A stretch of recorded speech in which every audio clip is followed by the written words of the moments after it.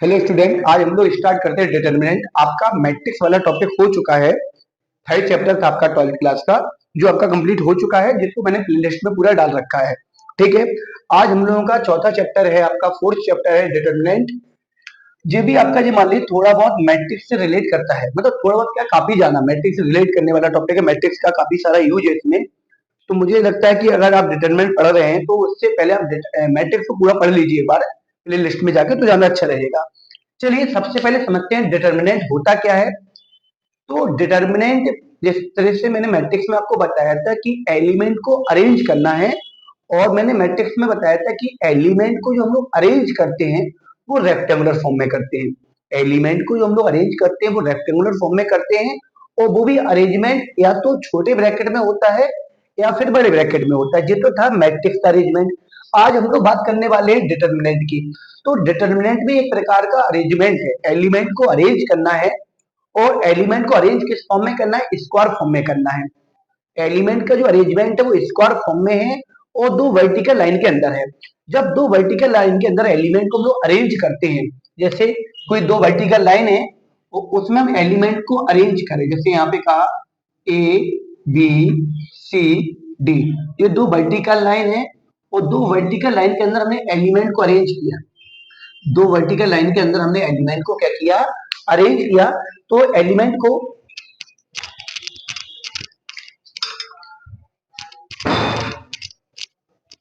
तो जब एलिमेंट को वर्टिकल लाइन के अंदर अरेंज करते हैं, और वो भी कौन सी फॉर्म में? स्क्वायर फॉर्म में, तो वो क्या कहलाता है? आपका डिटरमिनेंट कहलाता है। ठीक है, और भी तरीके से लिख सकते हैं इसको, जैसे मैंने यहां लिखा P Q R X Y Z U V W. तो ये भी एक प्रकार का अरेंजमेंट है, और अरेंजमेंट कैसा है आपका? स्क्वायर फॉर्म में है, और दो वर्टिकल लाइन के अंदर है। दो वर्टिकल लाइन के अंदर है। ठीक है, और भी कर सकते हैं, जैसे मैंने कहा इस तरीके से लिखा alpha beta gamma lambda A B C D P Q R S, यहाँ पे यू वी डब्ल्यू एक्स। तो ये क्या है? सारे के सारे डिटर्मिनेंट हैं। कैसे पहचाना? स्क्वायर फॉर्म में अरेंजमेंट है, पहली कंडीशन। स्क्वायर फॉर्म में क्या है? अरेंजमेंट है, पहली कंडीशन। दूसरी कंडीशन क्या है? कि इनको वर्टिकल लाइन के अंदर अरेंज किया गया। और यही अरेंजमेंट यदि ब्रैकेट के अंदर होता, छोटे ब्रैकेट में या बड़े ब्रैकेट में, तो हम उनको क्या बोलते हैं? मैट्रिक्स बोलते हैं। तो यहाँ पे अरेंजमेंट काय के अंदर है? वर्टिकल लाइन के अंदर है। और जो भी अरेंजमेंट वर्टिकल लाइन के अंदर होता है उनको हम लोग क्या बोलेंगे? डिटरमिनेंट बोलेंगे। पहली कंडीशन दो वर्टिकल लाइन हो, और दूसरी कंडीशन एलिमेंट कौन से फॉर्म में हो? स्क्वायर फॉर्म में हो। तो यहाँ पे हमें लगता है क्लियर होगा। ये आपका रिप्रेजेंटेशन किसका है? डिटरमिनेंट का है। ऐसा कोई स्ट्रक्चर आपको दिखता दिखता है, ऐसी कोई संरचना आपको दिखती है, तो वो डिटरमिनेंट को रिप्रेजेंट करता है। अब इसके बाद आता है कि डिटरमिनेंट में रो क्या होता है और कॉलम क्या होता है। और ये सारी चीजें मैट्रिक्स में आपको समझा भी चुके हैं कि रो क्या होता है, कॉलम क्या होता है, क्योंकि मैट्रिक्स में रो और कॉलम को मैं पढ़ा चुका हूँ। खैर, बात करते हैं कि डिटरमिनेंट में रो और कॉलम क्या होता है। तो किसी भी डिटरमिनेंट में जो हॉरिजॉन्टल एलिमेंट होते हैं, जो हॉरिजॉन्टल एलिमेंट होते हैं, वो हम लोग वो किसको रिप्रेजेंट करते हैं? रो को। और जो वर्टिकल एलिमेंट होते हैं, जो वर्टिकल एलिमेंट होते हैं वो रिप्रेजेंट करते हैं कॉलम को। ठीक है, तो हॉरिजॉन्टल एलिमेंट रो हो गया, वर्टिकल एलिमेंट कॉलम हो गया। ठीक है, तो यहाँ पे कितनी रो है? सॉरी, चार। Row one, row two, row three, row four. इसको रो को हिंदी में क्या बोलते हैं? पंक्ति। तो जो हॉरिजॉन्टल है, क्षैतिज है, तो क्षैतिज एलिमेंट जो है वो रो में आते हैं, और जो वर्टिकल ऊर्ध्वाधर एलिमेंट है वो आपके कॉलम में आते हैं। तो यहाँ पे देखिए column one, column to, column three, column four, तो यहाँ पे चार आपके कॉलम है।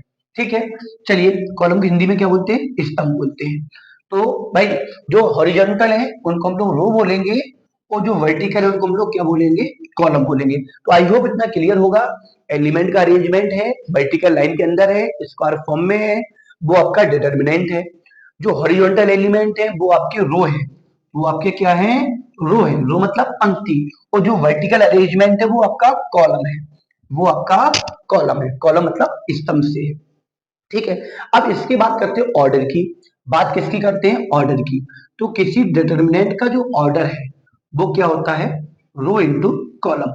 जैसे यहाँ पे 2 रो है और 2 कॉलम है, 2 बाई 2 का ऑर्डर हुआ। यहाँ 3 रो है और 3 ही कॉलम है, इसका ऑर्डर 3 बाई 3 हुआ। यहाँ 4 रो 4 कॉलम है, ऑर्डर 4 बाई 4 हुआ। तो ये क्या हुआ आपका ऑर्डर हुआ, ऑर्डर ऑफ डिटर्मिनेंट। डिटर्मिनेंट का क्या हुआ आपका ऑर्डर हुआ।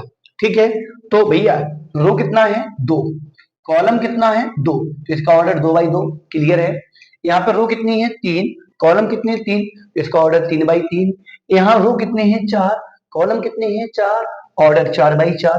ठीक है, तो सीधी बात है नंबर ऑफ रो और नंबर ऑफ कॉलम, ये डिटर्मिनेंट का किसको रिप्रेजेंट कर रहा है, ऑर्डर को रिप्रेजेंट कर रहा है। और रो कॉलम की संख्या तो वैसे भी समान होती है यहाँ पे, तो भाई सीधी बात है। तो अगर हम ऐसा बोल दें कि यहाँ पे रो 2 है तो क्लियर है कॉलम भी कितना होगा 2 ही होगा, क्योंकि डिटर्मिनेंट है।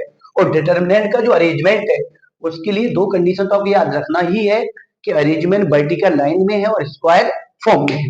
चलिए यहाँ तक क्लियर है, तो रो क्लियर है, जो हॉरिजॉन्टल है वो रो हो गए, जो वर्टिकल है वो कॉलम हो गए। रो इंटू कॉलम उसके ऑर्डर को रिप्रेजेंट करता है। तो ये तो डिटर्मिनेंट हुआ, मतलब उसका रिप्रेजेंटेशन हुआ, रिप्रेजेंटेशन के बाद उसका रो हो गया, रो के बाद उसका कॉलम हो गया, और कॉलम के बाद उसका ऑर्डर हो गया। ऑर्डर का मतलब है यहाँ क्रम से, ऑर्डर का मतलब कैसे आपका क्रम से। चलिए अब हम लोग बात करने वाले हैं किसकी, आगे बढ़ेंगे।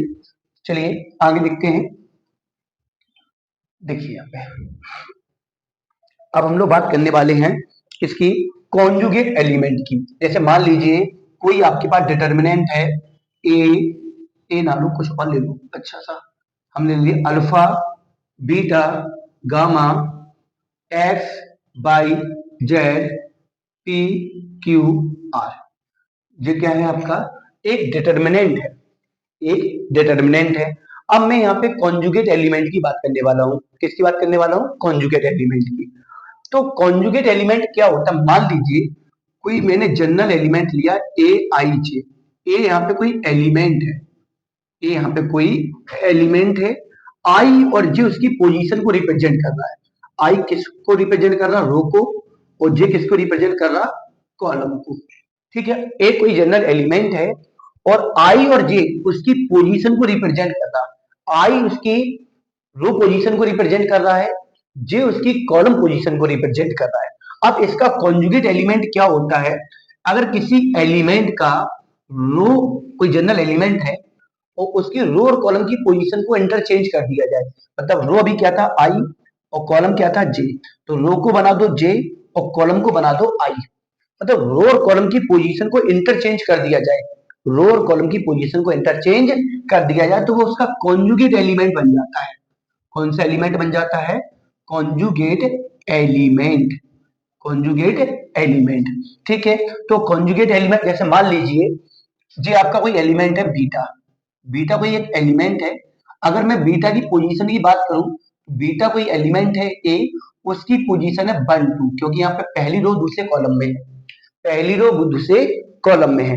ठीक है, अब बात करेंगे, अब इसका कॉन्जुगेट क्या बनेगा, कॉन्जुगेट क्या बनेगा आपका, अगर मैं यहाँ पे कॉन्जुगेट की बात करूंगा, इसका अगर कॉन्जुगेट बनाऊं तो इसका कॉन्जुगेट बनेगा कितना 8 to 1, क्योंकि रो और कॉलम की पोजीशन को इंटरचेंज करना है।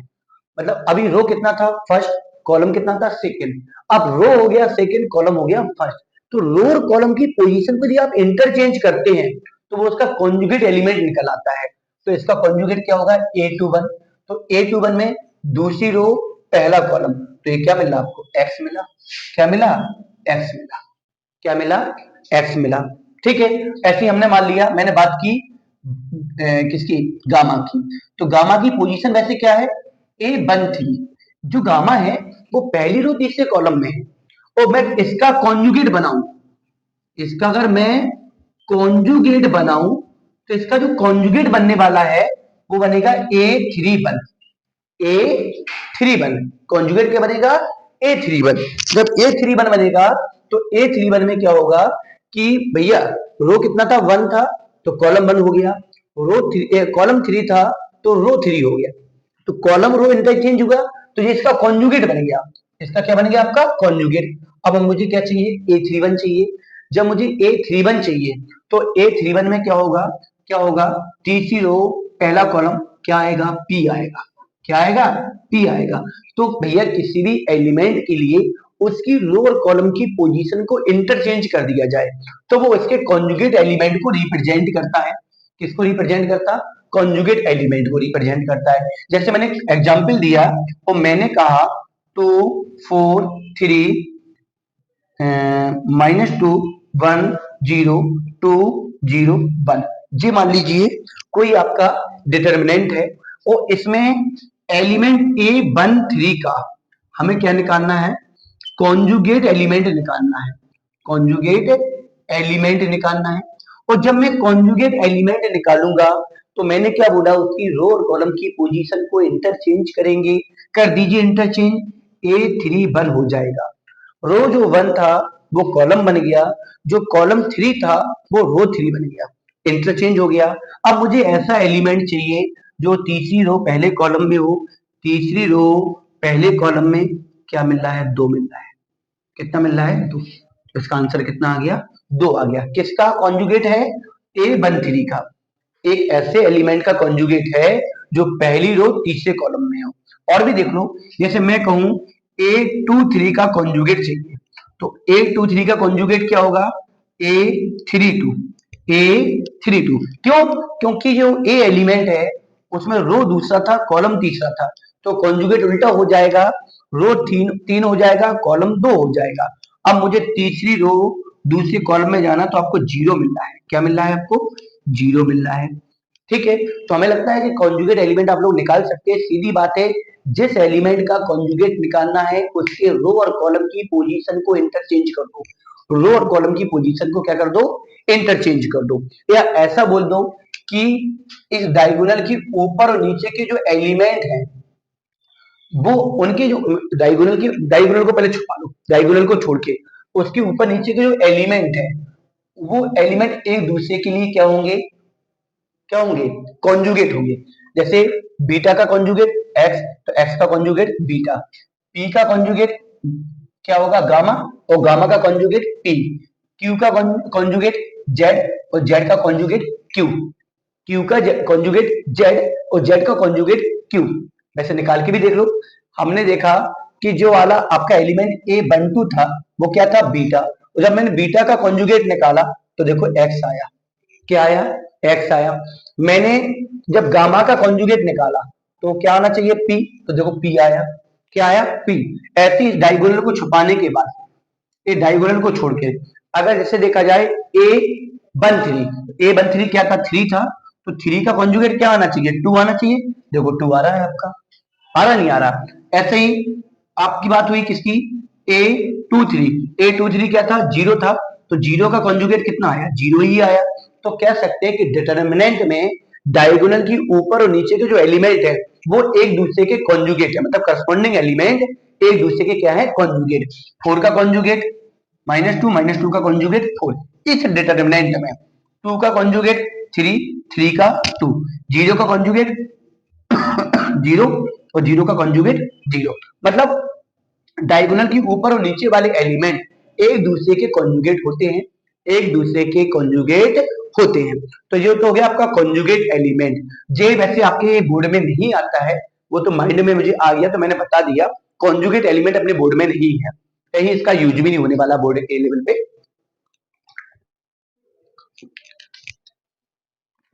अब बात करते हैं डायगोनल एलिमेंट की। तो कॉन्जुगेट एलिमेंट क्लियर है भाई। सीधी बात है, किसी भी एलिमेंट का कॉन्जुगेट पूछा जाए, जैसे मैंने कहा ए आई जे, तो इसका कॉन्जुगेट हो जाएगा ए जे आई। भाई सीधी बात है, रो पोजीशन चला जाएगा कॉलम पोजीशन में, कॉलम पोजीशन चला जाएगा रो पोजीशन में। रो कॉलम की पोजीशन इंटरचेंज हो जाती है, रो कॉलम की पोजीशन इंटरचेंज हो जाती है, उसको बोलते हैं अपन लोग क्या? Conjugate elements. क्या बोलते हैं? Conjugate element. ठीक है। अब कॉन्जुगेट एलिमेंट के बाद आती है डायगोनल एलिमेंट्स की बात। किसकी आती है? डायगोनल एलिमेंट की बात आती है। रुकना।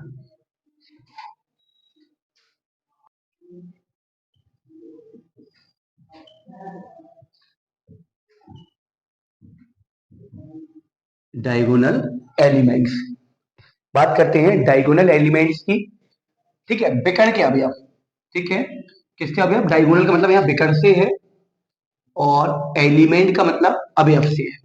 डायगोनल का मतलब विकर्ण से है और एलिमेंट का अवयव, एलिमेंट का मतलब कैसे, विकर्ण से, सॉरी अवयव से, क्या बोल रहे हैं। तो डायगोनल का मतलब विकर्ण हुआ, एलिमेंट का मतलब क्या हुआ, अवयव हुआ। एलिमेंट का मतलब क्या हुआ आपका, अवयव हुआ। चलिए देखो यहाँ पे, समझो बहुत गौर से। अगर किसी, मान लो कि डिटर्मिनेंट है आपके पास, जैसे मान लो 3, 2, 1, 4, 0, -1, -2, -3, -7, ये आपका कोई डिटर्मिनेंट है। और डिटर्मिनेंट की वो एलिमेंट, मैंने क्या बोला, डिटर्मिनेंट के वो एलिमेंट जिस एलिमेंट के लिए रो और कॉलम की पोजीशन समान हो, मतलब जो रो है वही कॉलम बने। जैसे इस एलिमेंट के लिए बात करें तो इस एलिमेंट में पहली रो और पहला कॉलम, इस एलिमेंट में देखेंगे तो दूसरी रो दूसरा कॉलम, इस एलिमेंट में बात करेंगे तो तीसरी रो तीसरा कॉलम।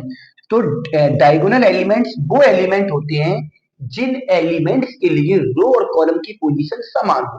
रो और कॉलम का मतलब समझ रहे होगे, पंक्ति और स्तंभ से है, ठीक है। तो बेटा चाहे जे एलिमेंट की बात करो, चाहे जे एलिमेंट की बात करो, चाहे इस वाले एलिमेंट की बात करो, इस पूरे एलिमेंट्स के लिए, इन तीनों एलिमेंट्स के लिए रो और कॉलम की पोजीशन समान है। अब कहो सर ये क्या डायगोनल एलिमेंट में नहीं आएगा? बिल्कुल नहीं आएगा। क्यों नहीं आएगा?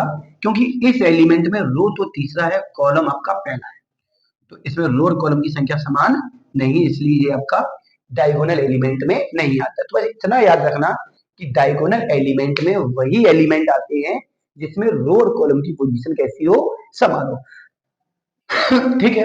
अच्छा मान लो कोई और है आपके पास, जैसे उन्होंने कहा 4, 3, 2, 1, 0, 2, 1, -1, 2, 4, 3, 0, 9, 5, ये भी एक डिटर्मिनेंट है। अब इस डिटर्मिनेंट में ये वाले जो एलिमेंट है, इन सारे एलिमेंट के लिए रो और कॉलम पोजीशन समान होगी। अब किसी को भी देख लो, जैसे 2 की बात करो तो ये थर्ड रो थर्ड कॉलम में है। अगर मैं 5 की बात करूंगा जो 4 रो 4 कॉलम में है। अगर मैं 2 की बात करूंगा जो दूसरी रो दूसरे कॉलम में है। अगर मैं 4 की बात करूंगा जो पहली रो पहले कॉलम में। इसके अलावा किसी भी एलिमेंट के लिए रो और कॉलम की पोजीशन समान नहीं है। तुम्हारे मन में जो हो उसके लिए सोच लो। मान लो तुम्हें इसके लिए सोचना है तो ये दूसरी रो चौथे कॉलम में है। मान लो तुम्हें इसके लिए सोचना है दो, तो ये किसमें है, चौथी रो पहले कॉलम में है। तो इन सारे एलिमेंट को हम डायगोनल एलिमेंट नहीं बोलेंगे। क्यों नहीं बोलेंगे? क्योंकि इन एलिमेंट में रो और कॉलम की पोजीशन समान प्लेस पर नहीं है, मतलब समान नहीं है। क्लियर है ना? तो इनको बोला जाता है डायगोनल एलिमेंट्स। बहुत डायगोनल एलिमेंट भी नहीं पूछा जाता है, वो तो मैंने केवल बता दिया आपको। बोर्ड के पॉइंट ऑफ व्यू से इसको भी नहीं पूछा जाएगा आपका। तो बात समझ में आ रही होगी, यहाँ तक क्लियर होगा आपका।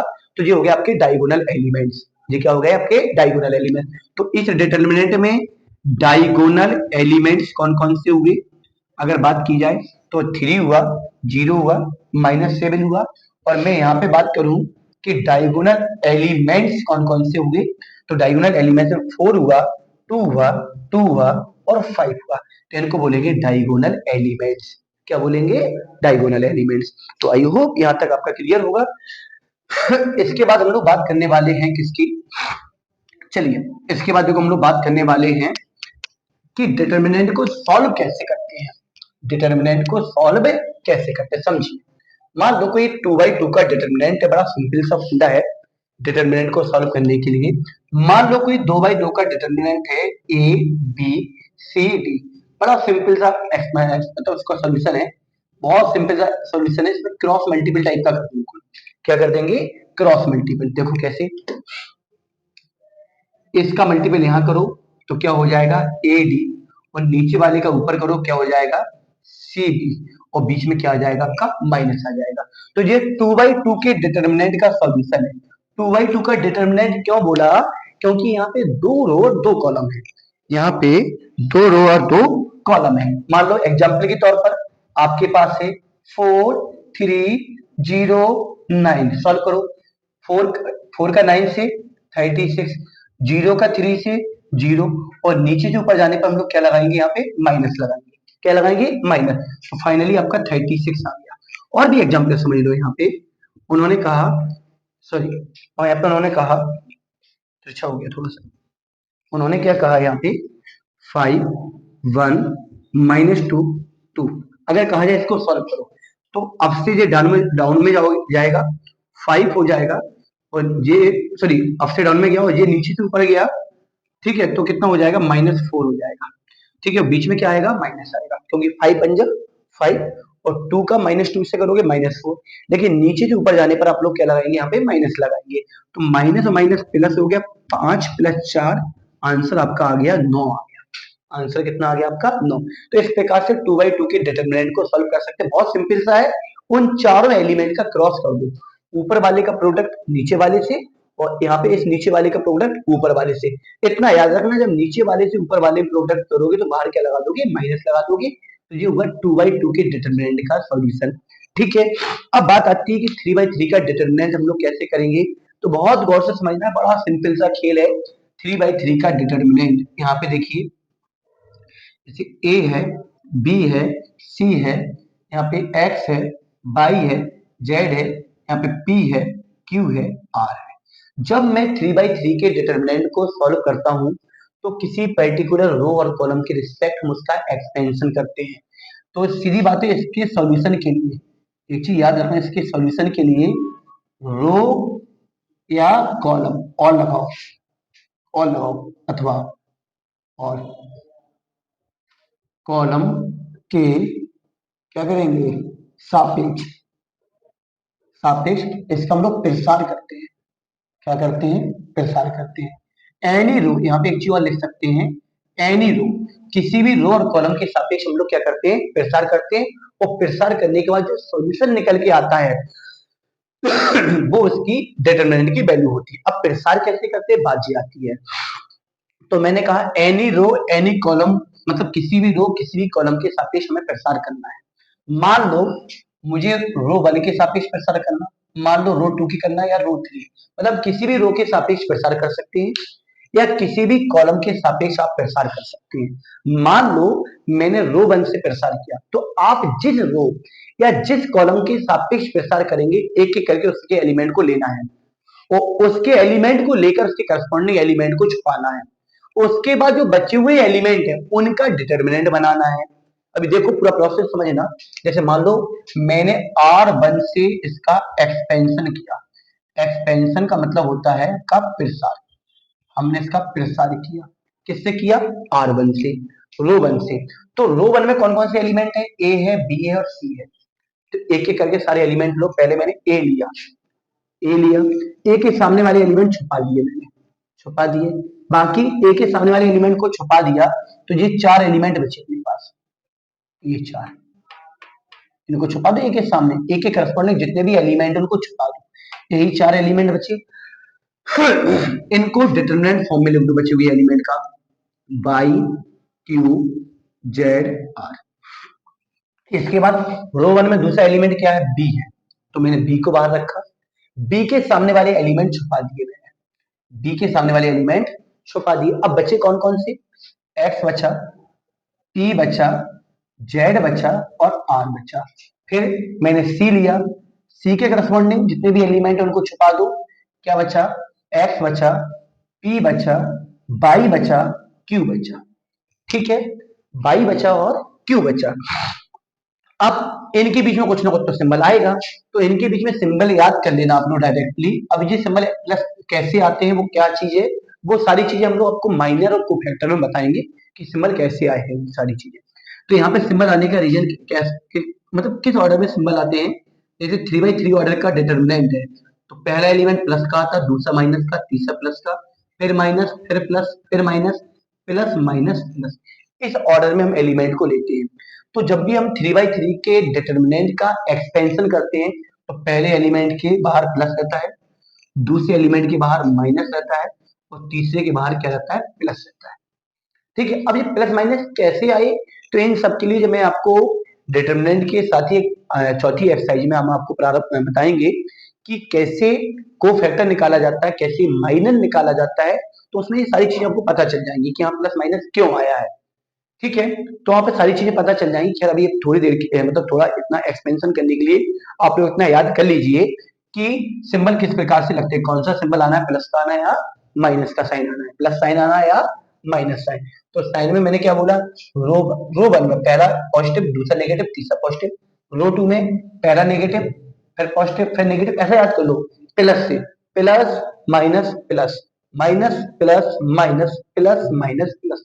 तो पहला एलिमेंट, क्योंकि R1 की बात हो रही है, पहला पॉजिटिव, दूसरा नेगेटिव, तीसरा पॉजिटिव। क्लियर है ना। 2/2 का जो डिटर्मिनेंट बना है, इसको सॉल्व करना जानते ही है। कितना हो जाएगा, बाई आर, नीचे से ऊपर जाने पर माइनस आता है, क्यू जेड, यहाँ माइनस बी है, यहाँ पे एक्स आर पी जेड, यहाँ पे सी है, तो क्या हो जाएगा, एक्स क्यू पी बाई। इस प्रकार से हम इसको सॉल्व करते हैं।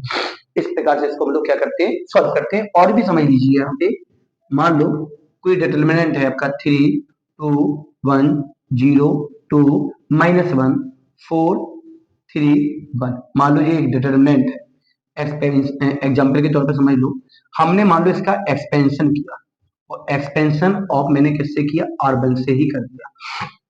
किससे कर दिया, R1 से। तो मैंने कहा जिससे आप एक्सपेंशन करेंगे उसके एलिमेंट को बाहर लेंगे, तो ये आपका R1 हुआ। ये क्या हुआ आपका R1। R1 में पहले किसको बाहर लिया, 3 को, 3 के सामने वाले एलिमेंट छुपा दो आप, तो क्या बचा, 2 बचा, 3 बचा, -1 बचा और 1 बचा। फिर हम किसको लेंगे, 2 को लेंगे, 2 के सामने वाले एलिमेंट छुपा दो, 2 के सामने जो भी करस्पॉन्डिंग जो भी एलिमेंट उनको छुपा दो, तो 0 बचा, 4 बचा, -1 बचा और 1 बचा।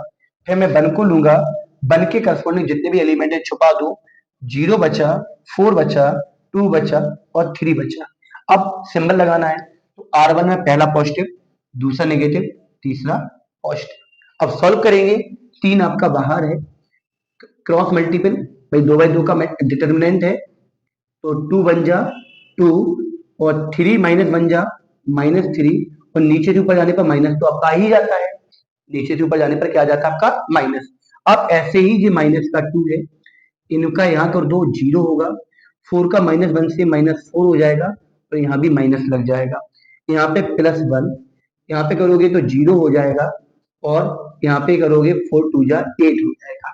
तो देखिए यहाँ पे कितना है, 3 बाहर है, माइनस माइनस प्लस, 3 और 2 5 हुआ, यहाँ पे कितना है, -2 है, माइनस माइनस प्लस तो 4 हुआ, और यहाँ पे कितना हुआ, माइनस का 8 हुआ। ठीक है, यहाँ पे 5 3 जा 15 हुआ, और 4 दूनी 8 और 8 माइनस का 16 हुआ, तो माइनस का एक आंसर आ गया। माइनस का कितना आंसर आ गया, एक आंसर आ गया। तो देखो यहाँ पे बेटा, ये 3/3 का क्या हो गया आपका, एक्सपेंशन हो गया। किसका एक्सपेंशन हो गया आपका, 3/3 का। अब भाई मैंने एक्सपेंशन किससे किया, R1 से किया। तो मैंने क्या बोला था, एनी रो एनी कॉलम, किसी भी रो किसी भी कॉलम से हम इसका एक्सपेंशन कर सकते हैं, कोई फर्क पड़ने वाला नहीं। आप किसी भी रो से एक्सपेंशन कर दीजिए, किसी भी कॉलम से वैल्यू आपकी सेम ही रहेगी। बात क्लियर है ना। तो नहीं है तो इसको एक काम करेंगे, इसी वाले डिटर्मिनेंट को हम किसी कॉलम से भी एक्सपेंशन करके देख लेते हैं। देखो इसी वाले डिटर्मिनेंट को, एग्जाम्पल यही रहेगा, बस अभी मैंने यहाँ पे R1 के रिस्पेक्ट आपका एक्सपेंशन किया, इसी वाले क्वेश्चन का मैं क्या कर दे रहा हूँ, एक्सपेंशन ऑफ C3 कर दे रहा हूँ। भाई किसी से भी कर दो। अब C3 तो ये होगा, आपको पता ही होगा, ये आपका क्या होगा, C3 होगा। अब C3 के एलिमेंट को बाहर रखो, पहला 1 है, 1 को रखा, 1 के सामने वाले एलिमेंट छुपा दो, छुपा दो भाई, यही 4 एलिमेंट बचे, 1 के सामने वाले छुपा दो, यही 4 बचे। कितना बचा, 0 बचा, 2 बचा, 4 बचा, 3 बचा। फिर -1 रखा मैंने, -1 रखा, सामने वाले एलिमेंट छुपा दो, -1 के सामने जो भी आ रहा है उसको छुपा दो, तो 3 बचा, 2 बचा, ओके, 4 बचा और 3 बचा। इसके बाद मैं 1 को बाहर रखूंगा, 1 के सामने वाले एलिमेंट छुपा दो, तो 1 के सामने ये छुप जाएगा और ये छुप जाएगा, तो क्या बचा, 3 बचा, 2 बचा, 0 बचा और 2 बचा। अब बेटा एक्सपेंशन किससे किया, C3 से, तो C3 का पहला एलिमेंट पॉजिटिव, दूसरा नेगेटिव लेकिन माइनस पहले से, तो हो जाएगा प्लस, और तीसरा फिर पॉजिटिव। ये हुआ आपका। अब क्या करोगे, क्रॉस मल्टीपल, भाई 2/2 का डिटर्मिनेंट बना, 2/2 का डिटर्मिनेंट बना, सॉल्व करो, 0 3 जा 0, 4 2 जा 8, +1, 3 3 जा 9, 4 2 जा 8, यहाँ पे 3 2 जा 6 और 0 2 जा 0। चलिए -8, यहाँ पे 1, यहाँ पे 6, जब सॉल्व करोगे तो यहाँ पे -1 आ जाएगा। तो भाई मैंने क्या बोला कि 3/3 का डिटर्मिनेंट है, आप उसका एक्सपेंशन किसी के भी साथ करें, चाहे R1 से करें और चाहे किससे करें, R2 से करें, चाहे R3 से करें, चाहे C1 से करें, चाहे C2 से करें, चाहे C3, उसकी वैल्यू पे कोई फर्क पड़ने वाला नहीं है। तो इस प्रकार से 3/3 के डिटर्मिनेंट को हम लोग सॉल्व कर सकते हैं, मतलब इसका एक्सपेंशन कर सकते हैं, तो इसको मतलब कर सकते हो आप लोग। एक एग्जांपल हम लोग और देखेंगे फिर आगे बढ़ेंगे। तो यहाँ तक क्लियर है आपका? चलिए इसकी सॉल्व ले लीजिए इसका। चलिए आगे बढ़ते हैं। मान लो कोई डिटर्मिनेंट आपका इस टाइप से है, एक एग्जांपल और देखो फिर आगे बढ़ेंगे। मान लो कोई डिटर्मिनेंट आपके पास ऐसा है, अपने पास है 3, 1, 2, 5, -1, 2, 6, 2, 4, ये डिटर्मिनेंट है और इसके अपन को वैल्यू निकालनी है। अगर वैल्यू निकालनी है तो ये तो 100% है कि आपको इसका एक्सपेंशन करना पड़ेगा। एक्सपेंशन या तो रो के रिस्पेक्ट होगा या कॉलम के रिस्पेक्ट होगा। अब जिससे मनो उससे कर डालो यार, मेरी बात मत मानो, तुम्हें जिससे करना उससे करो। भाई मैं करवा दे रहा हूँ जिससे मेरा मन हो रहा, और तुम्हारा जिससे मन हो तुम उससे करो, वैल्यू में कोई परिवर्तन होने वाला नहीं है। वैल्यू में कोई परिवर्तन होने वाला नहीं है। मान लो मैंने यहाँ क्या किया, एक्सपेंशन ऑफ C1 कर दिया। भाई C1 से मैंने एक्सपेंशन कर दिया, ये है आपका C1। तो भैया C1 में क्या, यही तो है C1, क्यों भाई, ये क्या है आपका C1, ये क्या है आपका C1। तो पहले किसको बाहर रखा मैंने, 3 को। तो आप कहो तो बना कंफ्यूज हो गए ये क्या बन गया, तो इतना याद रखो, ऐसा बनाओ, ये आपका क्या है C1, क्योंकि मैं C1 के रिस्पेक्ट एक्सपेंशन करने वाला हूँ। तो C1 में एलिमेंट मैंने पहले 3 को लिया, 3 के सामने वाले एलिमेंट, भाई सीधी बात है, एक्सटेंशन करते समय जिस एलिमेंट को आप बाहर लेंगे उसके सामने वाले एलिमेंट को छुपा देंगे। 3 के सामने जो भी है छुपा दो, बचा हुआ लिख दो, -1, 2, 2, 4। फिर मैंने 1 को लिया, सामने वाले छुपा दो, छुपा दो, यहाँ कितना बचा, 5, 6, 2, 4। फिर आपने लिया 2, सामने वाले छुपा दो, 5, -1, 6 और 2। अब C1 से एक्सपेंशन किया, अब C1 का पहला एलिमेंट प्लस में रखना है, दूसरा माइनस में रखना है, तीसरा प्लस में रखना है। क्लियर है? चलिए 3 यहाँ है, 4 1 जा 4, वो भी काय का होगा, माइनस का। Very good. 2 2 जा 4, नीचे से ऊपर जाने पर माइनस, -1। 5 4 जा 20, 6 2 जा 12, यहाँ पे 2 बाहर है, 5 2 जा 10, और नीचे से ऊपर जाने पर माइनस आएगा, और -1 6 जा -6। चलिए -4 -4 -8, और 8 का गुणा 3 से करोगे 24, क्योंकि 8 3 जा 24। यहाँ पे बचा 8, वो भी माइनस का हो गया। यहाँ पे कितना रहा आपका, minus minus plus, minus minus plus, 16 हो गया, और 16 दूनी कितना हो गया आपका, 32 हो गया। तो ये पूरा कैंसिल होके कितना आ गया आपका, 0 आ गया। इस प्रकार से आप एक्सपेंशन 3/3 ऑर्डर के मैट्रिक्स का कर सकते हैं। तो आज के लेक्चर में मैंने आपको डिटर्मिनेंट होता क्या है मैंने वो बताया, सॉरी डिटर्मिनेंट की वैल्यू थी ये, मैट्रिक्स की नहीं थी। तो मैंने क्या बताया आपको, मैट्रिक्स सॉरी डिटर्मिनेंट होता क्या है, उसमें रो क्या होते हैं, कॉलम क्या होते हैं, ऑर्डर क्या होता, कॉन्जुगेट एलिमेंट क्या होता, कॉन्जुगेट एलिमेंट के बाद मैंने क्या बताया था आपको, डायगोनल एलिमेंट्स क्या होते हैं, 2/2 के डिटर्मिनेंट को कैसे सॉल्व करते हैं, 3/3 के डिटर्मिनेंट को कैसे सॉल्व करते हैं। अब इससे ज्यादा ऑर्डर का अगर डिटर्मिनेंट मिलेगा, वैसे अपने बोर्ड के सिलेबस में बहुत ही कम एक आध क्वेश्चन मिलेगा, पर मिलेगा तो मैं उसको करवाऊंगा। चलिए आज के लिए इतना ही, मिलते हैं